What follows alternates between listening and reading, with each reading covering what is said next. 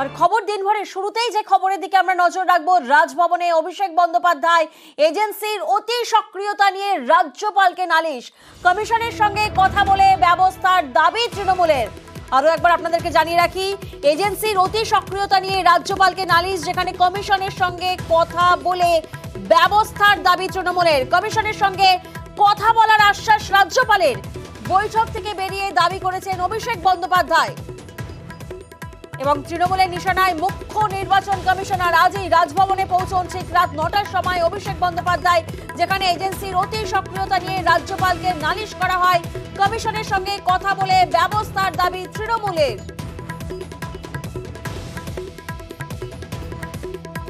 এবং আমরা CCTV footage প্রকাশ করব। জিতিন তিওয়ারি যখন ঢুকছে তাকে একজন লোক রিসিভ করছে, যে সেই এসপি এনআইএ ধনরাম সিং এর বাড়িতে কর্তব্যরত কাজ করে, বেরোচ্ছে তাকে ছেড়ে দিচ্ছে নিচ অব্দি।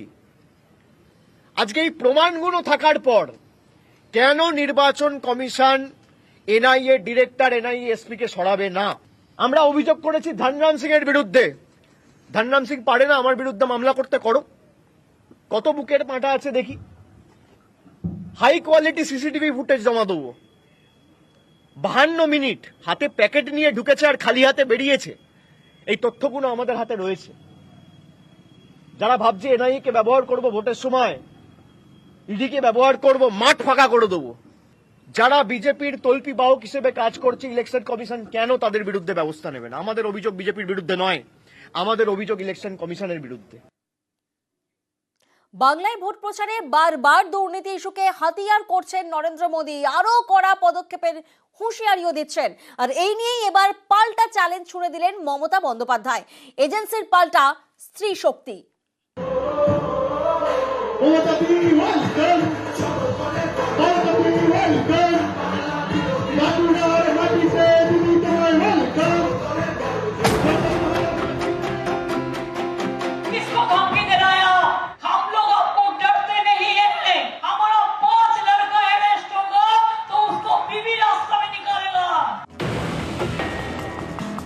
পূর্ব মেদিনীপুরের ভূপতিনগরে বিস্ফোরণ 2022 সালের ঘটনা। এই ঘটনার তদন্তে শনিবার ভূপতিনগরে হানা দেয় এনআইএ। তৃণমূলের 2 নেতাকে গ্রেফতার করে। সেদিনই সুর চড়ান মমতা বন্দ্যোপাধ্যায়। সব জায়গায় তৃণমূল কংগ্রেস কর্মীদের বলবো অল্টারনেটিভ অ্যারেঞ্জমেন্ট করে রাখার জন্য। ও যদি আমার ফার্স্ট টায়ারের নেতাকে অ্যারেস্ট করে, আমার যাতে সেকেন্ড টায়ার থার্ড টায়ার কাজ করতে পারে। আমাদের কর্মীর অভাব নেই, আমাদের মা বোনেদের অভাব নেই। যে মা বোনেরা ঘরে গিয়ে চুল বাঁধে, রান্না করে, সেই মায়েরাই বুথে এজেন্ট হয়ে বসবে। শনিবারের পর সোমবার বাঁকুড়া সভা থেকে ফের মমতার সুর সপ্তমে। किसको धमकी दे रहा है? हम लोग आपको डरते नहीं है। हमारा 5 लड़का अरेस्ट होगा तो उसको बीबी रास्ता में निकालेगा। हमारा एजेंट को अरेस्ट कर रहा है। अगर आपका हिम्मत है जनता को वोट लेकर, राय लेकर जीतने के लिए, तो आप क्यों अरेस्ट कर रहे हैं? महिला लोगों को कम किया, क्यों रात में हम जाएंगे? आप 3 बजे जाके हमला करते हैं महिला के ऊपर, और 5 बजे पुलिस को इंफॉर्मेशन देता है। ये क्या कोई तरीका है? বাংলার ভোট যুদ্ধে দুর্নীতি ইস্যুকে বারবার হাতিয়ার করছে বিজেপি। আমি বলি ভ্রষ্টাচার সরাও, ওরা বলে भ्रष्टाचारी बचाओ। 4 जून के बाद भ्रष्टाचारियों के खिलाफ कार्रवाई और तेज होगी। একটা প্রধানমন্ত্রীর পক্ষে ये भाषा की शोभा पाए? चुन चुन के अरेस्ट करेगा, सबको जेल में भेजेगा। अरे अभी तो जेल हो गया, अभी तो हिंदुस्तान को जेल बना दिया, लोकतंत्र को अब जेल बना दिया। প্রধানমন্ত্রীর হুঙ্কার দেয়া আমি মানতে পারি না, আমি মানবো না। কিন্তু আপনি হুঙ্কার দিলে জেনে রাখবেন, আমরা হচ্ছি রয়্যাল বেঙ্গল টাইগার। মৃত বাঘের থেকে আহত বাঘ কিন্তু আরো সাংঘাতিক। আমরা যদি লড়াই করি, সে লড়াই সামলানোর ক্ষমতা আপনাদের কারো নেই। আপনার হুঙ্কার জন্য, ওটা কার্বন ডাই অক্সাইড, ওটা নাইট্রোজেন, ওটা ইলেকশনে কাজ করে না। ইলেকশনের পরে এখানে তো আমাদের সরকার থাকবে, আর আপনি সবাইকে জেলে পাঠাবেন কোথা থেকে? आपका एक पॉकेट में ये और एक पॉकेट में सीबीआई, एक पॉकेट में ईडी, तो और एक पॉकेट में income tax. NIA CBI BJP का भाई भाई, ईडी और इनकम टैक्स फंडिंग बॉक्स। শিক্ষায় নিয়োগ থেকে আবাস, রেশন থেকে পুরো নিয়োগ, বাংলায় একাধিক দুর্নীতির ইস্যুতে সরব বিরোধীরা। ভোটেও তারা এই দুর্নীতির অভিযোগেই শান দিচ্ছে। এদিন বাঁকুড়া সভা থেকে এ নিয়ে পাল্টা সুর চড়ান মমতা। মিথ্যে কথা বলছে দুর্নীতি, কোথায় দুর্নীতি প্রমাণ করে দেখাও। মুখে বললে হয়ে গেল চোরদের সম্রাট, গুন্ডাদের সম্রাট, কয়লার সম্রাট। কেন তোমার গরু আসে উত্তরপ্রদেশ দিয়ে টাকা খেতে খেতে, রাজস্থান দিয়ে টাকা খেতে খেতে বাংলায় কেন ঢোকে? আমরা চাই না বাংলা দিয়ে আসুক। ওটা কার আন্ডারে? বিএসএফ, সেন্ট্রাল গভর্নমেন্টের আন্ডারে। কয়লা কার আন্ডারে? সেন্ট্রাল গভর্নমেন্টের আন্ডারে। নিজেরা সামলাতে পারো না জুমলা সরকার, ভাওতাবাদ সরকার, কলঙ্কিত সরকার। গণতন্ত্রকে ধুল্ল কলঙ্কিত করেছো, কলঙ্কিত করেছো। নিউজ 18 বাংলা।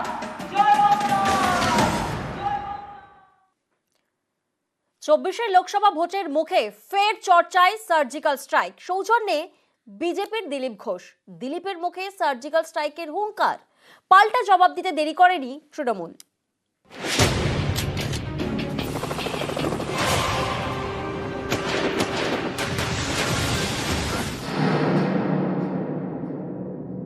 মধ্যরাত্রে হোক আর শেষ রাত্রে হোক, যখন দরকার হবে চোরেদের বাড়িতে ইডি সিবিআই যাবে, এনআইএ যাবে, কেউ বাঁচবে না। যদি পুলওয়ামা হতে পারে, বালাকোট হতে পারে, এখানেও সেরকম তার চেয়েও বড় সার্জিক্যাল স্ট্রাইক হতে পারে। এই দিলীপ ঘোষের দল বিজেপি, তারা পশ্চিমবঙ্গকে মনে করে তারা অঙ্গরাজ্য নয়, তারা একটা বাইরের দেশ, তাই জন্যই সার্জিক্যাল স্ট্রাইক করার কথা ভাবে। इंडियन आर्मी ने ये जंग शुरू नहीं की थी, but we will bloody hell finish it. Yes sir. How is the josh? High sir. How is the josh? High sir. 2016 সালে সার্জিক্যাল স্ট্রাইক, 2019-এ পাকিস্তানের বালাকোটে এয়ার স্ট্রাইক, 19-এর লোকসভা ভোটের আগেই দুইকে হাতিয়ার করে বিজেপি। নরেন্দ্র মোদী, অমিত শাহ থেকে শুরু করে বঙ্গ বিজেপি নেতাদের মুখে বারবার শোনা গেছে সার্জিক্যাল স্ট্রাইক এবং বালাকোটে এয়ার স্ট্রাইকের কথা। ভোটে এর ডিভিডেন্ডও পায় বিজেপি। भारत ने सर्जिकल स्ट्राइक करके आतंकियों को उनके घर में घुस करके मारा है। 19-এর লোকসভা ভোটে দেশে বিজেপি একাই 300 পার, বাংলাতেও এক লাফে 2 থেকে 18। এবার সামনে লোকসভা ভোট, ভোটের মুখে আবার শোনা গেল সার্জিক্যাল স্ট্রাইকের হুঙ্কার। মধ্যরাত্রে হোক আর শেষ রাত্রে হোক, যখন দরকার হবে চোরেদের বাড়িতে ইডি সিবিআই যাবে, এনআইএ যাবে। যারা রাষ্ট্রদ্রোহী, যারা দেশে বোম বন্দুক নিয়ে কারখানা করছে, বোম ফাটাচ্ছে, মানুষকে মারছে, বিদেশের সঙ্গে হাত মিলিয়েছে, তাদেরকে মাটির তলার থেকে বার করবে এই আমাদের কেন্দ্র সরকার। কেউ বাঁচবে না। যদি পুলওয়ামা হতে পারে, বালাকোট হতে পারে, এখানেও সেরকম তার চেয়েও বড় সার্জিক্যাল স্ট্রাইক হতে পারে। দিলীপ ঘোষ যেটা সার্জিক্যাল স্ট্রাইক হবেন বলেছেন, সেটা যেভাবে সুকান্ত বাবুরা সার্জিক্যাল স্ট্রাইক করে ওকে মেদিনীপুর থেকে উচ্ছেদ করেছেন, উনি সেটা বোঝাতে চেয়েছেন। বিজেপির মধ্যে সার্জিক্যাল স্ট্রাইক, ঘুমেও স্বপ্ন দেখছে সার্জিক্যাল স্ট্রাইক, বাক্স ব্যান্টরা নিয়ে মেদিনীপুর ছাড়ছে। দিলীপ বাবু ভারতের আইন কথা না বলে বালাকোট আর সার্জিক্যাল স্ট্রাইকের কথা বলছেন, তাতেই পরিষ্কার যে পশ্চিমবঙ্গকে তারা শুধু বঞ্চনা করছেন তাই নয়, পেটে মারছেন, ভাতে মারছেন, আর তারই সঙ্গে বলছেন এটা আমাদের অঙ্গরাজ্য নয়, একে ধ্বংস করে দেবো। আর সেই জায়গায় দাঁড়িয়ে দিলীপ বাবু ভোট চাইবেন, তো তাই জন্য তারাও বুঝিয়ে দেবে দিলীপ বাবুদের কিভাবে শতান মাঠের বাইরে পাঠাতে হয়, সেটাও দেখিয়ে দেবেন পশ্চিমবঙ্গের মানুষ। আমাদের কাছেও লিস্ট আছে, এখানে কার গায়ে কত চর্বি হয়েছে আমরা জানি, চর্বি কি করে ঝরিয়ে দিতে হয় সেটাও জানি। বহু লোকের চর্বি চলেছে, কাল পরশু কিছু লোক আমাদের চমকাচ্ছিল। আমি বলছি ভাই, যে নেতাদের চামচাগিরি করতে এসছে সে নেতা ভেতরে চলে যাবে, তোমার কোনো মা বাপ থাকবে না, অনাথ হয়ে যাবে, রাস্তায় ঘুরে বেড়াতে হবে, পাবলিক থাপ্পড় মারবে। সেই দিন না আসুক, এখন থেকে সাবধান হয়ে যাবে। আর দিলীপ ঘোষ তাকে বলে না, করে থাকে। দিলীপ ঘোষের বিজেপি শুভেন্দুকে চোর বলেছিল। দিলীপ দা আয়নায় মুখ দেখুন, কাদের কথা বলছেন আপনি? আর শুভেন্দু নাদুস নুদুস চেহারা, দিলীপ ঘোষ ওকে বলেছে মেদ ফেদ ঝরিয়ে ছাড়বে। আসলে তাকে যেভাবে শুভেন্দু সুকান্তরা অপমান করছে দেখলে মনে হয় একটু তৃণমূলের দিকে, কিন্তু ওগুলো সমস্তটা হচ্ছে শুভেন্দু আর সুকান্তর দিকে। নিউজ 18 বাংলা। ভোটের মুখে কোমর বেঁধে ময়দানে কেন্দ্রীয় এজেন্সি, গরম পূর্ব মেদিনীপুর। তৃণমূলের দাবি বিজেপি হেরে যাবে বুঝেই কেন্দ্রীয় এজেন্সির এত তৎপরতা, আর এই তত্ত্ব উড়িয়ে দিয়েছে পদ্ম শিবির। मैं आपको गारंटी देता हूं 4 जून के बाद भ्रष्टाचारियों के खिलाफ कार्रवाई और तेज होगी। আপনি হুঙ্কার দিলে জেনে রাখবেন আমরা হচ্ছি রয়্যাল বেঙ্গল টাইগার। মৃত বাঘের থেকে আহত বাঘ কিন্তু আরো সাংঘাতিক। ভোটের বাংলায় ময়দানে কেন্দ্রীয় এজেন্সি, নজর পূর্ব মেদিনীপুরে। গত শনিবার ভোরে ভূপতিনগরে 2 তৃণমূল নেতাকে গ্রেফতার করা হয়। 2022-এর বিস্ফোরণ মামলায় তাদের গ্রেফতার করে এনআইএ।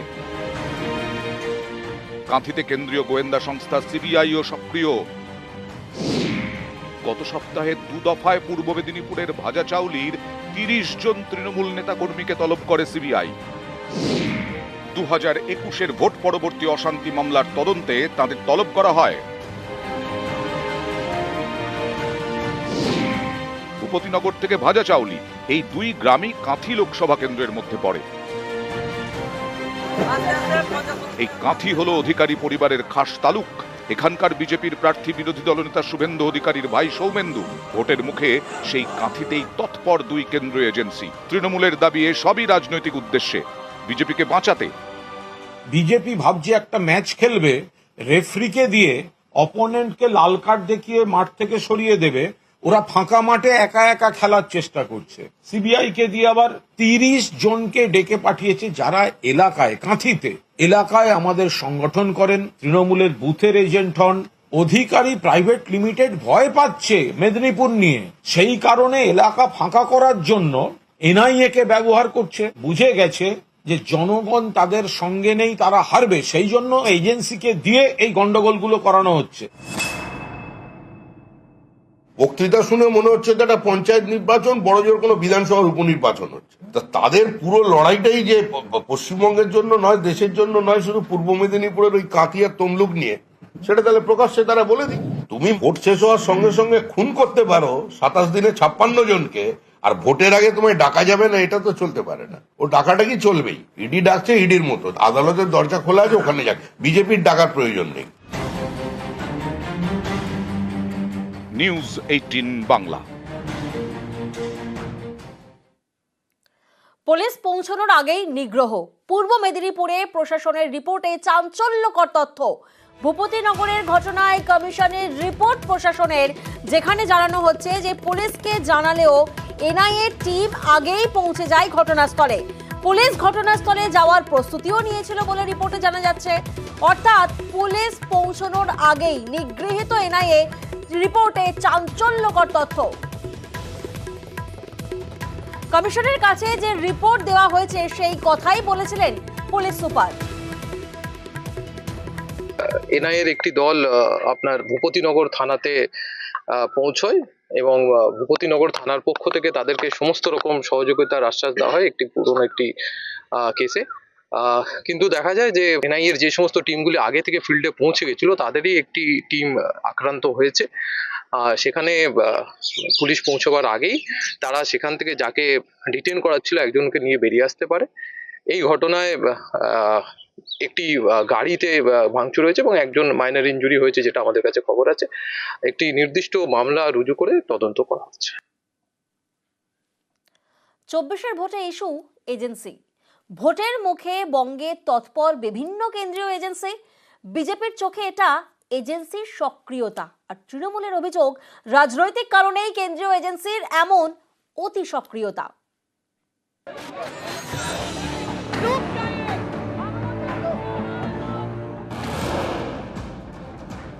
আর কদিন পরেই লোকসভা ভোট শুরু। বাংলা এবার ইস্যু এজেন্সি।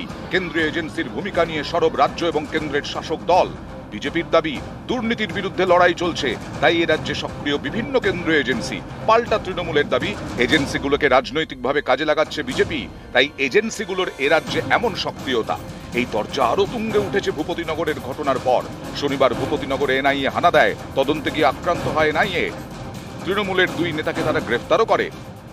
टीएमसी चाहती है कि उसके तोलाबाजों को, भ्रष्टाचारी नेताओं को आतंक का खुला लाइसेंस मिले, इसलिए जब केंद्र की जांच एजेंसियां आती है तो टीएमसी उन पर हमले करती है। एजेंसी इशूते पाल्टा सुर चढ़िয়েছেন ममता बंदोपाध्याय। महिला लोगों को कम किया, क्यों रखने हम जाएंगे? आप 3 बजे जाके हमला करते हैं महिला के ऊपर और 5 बजे पुलिस को इंफॉर्मेशन देता है, ये क्या कोई तरीका है? পর্যবেক্ষকদের মতে গত কয়েকটি ভোটে নির্দিষ্ট ইস্যু বেছে নিয়ে ময়দানে ঝাঁপিয়েছে তৃণমূল এবং প্রতিবারই সাফল্য পেয়েছে। যেমন 21-এর বিধানসভা ভোটে তৃণমূলের হাতিয়ার ছিল বহিরাগত ইস্যু, 23-এর পঞ্চায়েতে কেন্দ্রীয় বঞ্চনার অভিযোগ, এবার 24-এ তৃণমূলের অস্ত্র কেন্দ্রীয় এজেন্সির অপব্যবহার এবং অতি সক্রিয়তার অভিযোগ। এই অস্ত্রে শান দিতে তারা ইস্যুটিকে নিয়ে গেছে দিল্লিতেও। সোমবার দিল্লিতে নির্বাচন কমিশনের অফিসে যায় তৃণমূল। কেন্দ্রীয় এজেন্সিগুলির বিরুদ্ধে নালিশ জানায় তৃণমূলের প্রতিনিধি দল। দাবি করেছি যে ইমিডিয়েট এনআইএ, ইডি, সিবিআই এবং ইনকাম ট্যাক্সের যারা হেড আছেন চিফ, তাদেরকে ইলেকশন কমিশন দায়িত্ব নিয়ে চিফদেরকে বদল করুন, যাতে বিজেপি ওদেরকে নিজেদের খেলার যন্ত্র ভাবতে না পারে। ভূপতিনগরে ঘটনা তো তৃণমূলের বিরুদ্ধে নালিশ হয়েছে, সে আবার কোথা থেকে নালিশ চলছে? চোর যাচ্ছে পুলিশের কাছে। প্রথমে কমিশনের নালিশ, তারপর কমিশনের দপ্তরের বাইরে বিক্ষোভ দেখাতে শুরু করেন তৃণমূলের প্রতিনিধিরা। তাদের দাবি এজেন্সির অপব্যবহারের অভিযোগ এদিন মানতে চায়নি কমিশন, এতেই ধর্ণা। কিছুক্ষণের মধ্যেই তৃণমূলের ধর্ণা তুলে দেয় দিল্লি পুলিশ।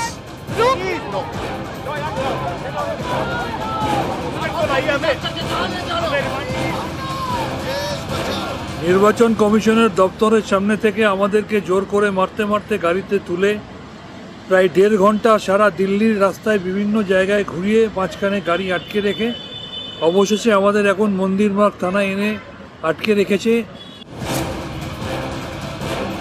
শান্তিপূর্ণ অবস্থানে বুঝেছিলাম, কোনো স্লোগান শাউটিং বাড়াবাড়ি কিছুই আমরা ধাক্কাধাক্কি কোনো কিছুই করিনি, কিন্তু আমাদেরকে এসে মারতে মারতে টেনে হিজড়ে চ্যাংদোলা করে গাড়িতে তুলে নিয়ে যাচ্ছে। এটা ঠিক 3রা অক্টোবরেরই পুনরাবৃত্তি হলো। ধর্ণা দেওয়ার অধিকার তো রাজনৈতিক দলের আছে, ধর্ণা দিন না, কিন্তু যেটার জন্য যাবার প্রয়োজন আদালতে, সেটা নির্বাচন কমিশনে গেছেন কেন? দিল্লিতে এদিন যেভাবে তৃণমূলের ধর্ণা তুলে দিয়েছে পুলিশ, তা নিয়ে সুর চড়াতে আসরে অভিষেক বন্দ্যোপাধ্যায়। দিল্লির ঘটনা নিয়ে রাজ্যপালের সঙ্গেও দেখা করেন অভিষেকের নেতৃত্বে তৃণমূলের 12 জনের প্রতিনিধি দল। যারা ভাবছে এনআইএ কে ব্যবহার করব ভোটের সময়, ইডিকে ব্যবহার করব মাঠ ফাঁকা করে দেবো, যারা বিজেপির তল্পি বাহক হিসেবে কাজ করছে, ইলেকশন কমিশন কেন তাদের বিরুদ্ধে ব্যবস্থা নেবে? নিউজ 18 বাংলা। ফের উত্তপ্ত ভূপতিনগর। বিজেপি কর্মীর খোঁজ নিতে গেলে গন্ডগোল। বিজেপি বিধায়কের সঙ্গে ওসির তুমুল তর্কাতর্কি। ওসির উপর কার্যত চড়াও হন বিজেপি কর্মীরা। কেন্দ্রীয় বাহিনীর সামনে থানা চালানোর হুমকি পর্যন্ত দেওয়া হয়।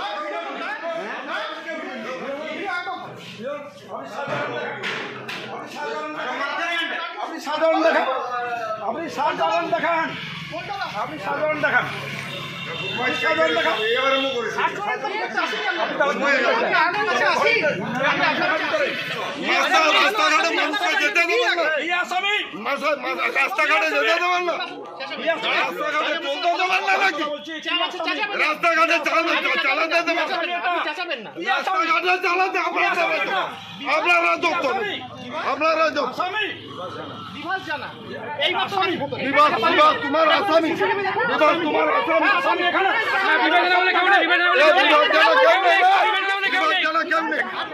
সবাই ডাকো, সকলকে ডাকো, সবকে ডাকতে আই হয়ে থানা রইবে, নাহলে আমাদের রইব, থানা রইবে, নাহলে আমাদের থানা জানিয়ে দেবো আজকে, থানা জানিয়ে দেওয়া হবে।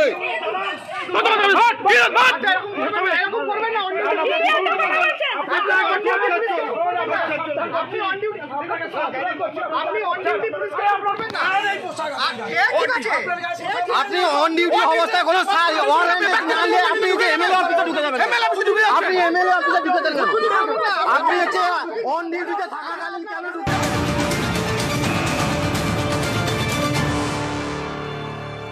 আর অন্যদিকে এবার শেখ শাহজাহানের স্ত্রীকে জিজ্ঞাসাবাদ ইডির। সিজিওতে হাজিরা দেন শেখ শাহজাহানের স্ত্রী, ওনাকে জিজ্ঞাসাবাদ করা হয়।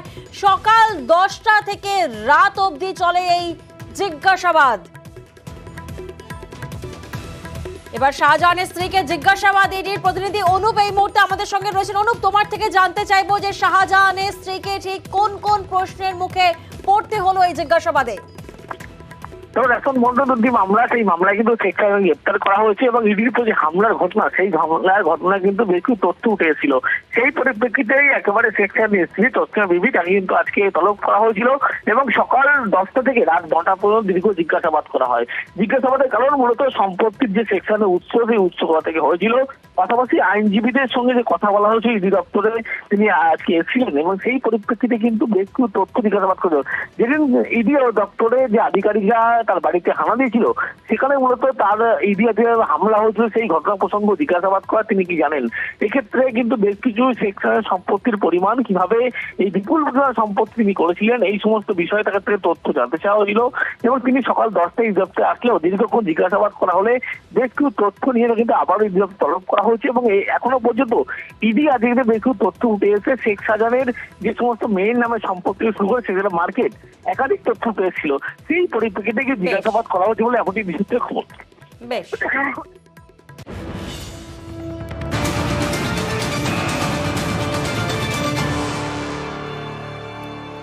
আর অন্যদিকে টর্নেডো ক্ষতিগ্রস্তদের জন্য বিশেষ নির্দেশিকা ইলেকশন কমিশনের। আরো একবার আপনাদের জানিয়ে রাখি, জলপাইগুড়ির ঘটনায় নতুন করে নির্দেশিকা কমিশনের।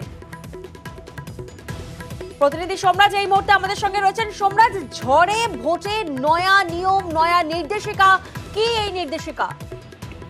দেখো, যেটা কমিশন সূত্রে খবর, মূলত ভোটার বা আধার কার্ড সহ যে 10টি পরিচয়পত্র থাকতে হয় ভোট দেওয়ার জন্য, তার মধ্যে যদি কোনোটাই যদি না থাকে তাহলে বিএলওদের তরফে যে স্লিপ দেওয়া হবে, সেই স্লিপের মাধ্যমে ভোটাররা ভোট দিতে পারবেন। মূলত জলপাইগুড়ি যেসব অঞ্চল ক্ষতিগ্রস্ত হয়েছে সাম্প্রতিক সময় টর্নেডোর জন্য এবং আলিপুরদুয়ারের একটি অংশও যে ক্ষতিগ্রস্ত হয়েছে, সেই ভোটারদের জন্যই এই নির্দেশিকা কার্যকর হবে। এবং যেটা কমিশন সূত্রে জানা যাচ্ছে যে মোট 10টি পরিচয়পত্রের মধ্যে যে কোনো একটি পরিচয়পত্র থাকলেই ভোটার ভোট দেওয়া যায়। কিন্তু এক্ষেত্রে যদি তাদের 10টি পরিচয়পত্রের মধ্যে যদি কোনো পরিচয়পত্রই না থাকে, সেই পরিচয়পত্রগুলি যদি হারিয়ে যায় বা নষ্ট হয়ে যায়, সেক্ষেত্রে বিএলওদের তরফে যে স্লিপ দেওয়া হবে, সেই স্লিপের মাধ্যমে ভোটাররা ভোট দিতে পারবেন। এরকমই নির্দেশিকা কমিশনের তরফে দেওয়া হচ্ছে। অর্থাৎ পরিচয়পত্র না থাকলেও ভোট দিতে পারবেন ক্ষতিগ্রস্তরা। ধন্যবাদ সোমরাজ।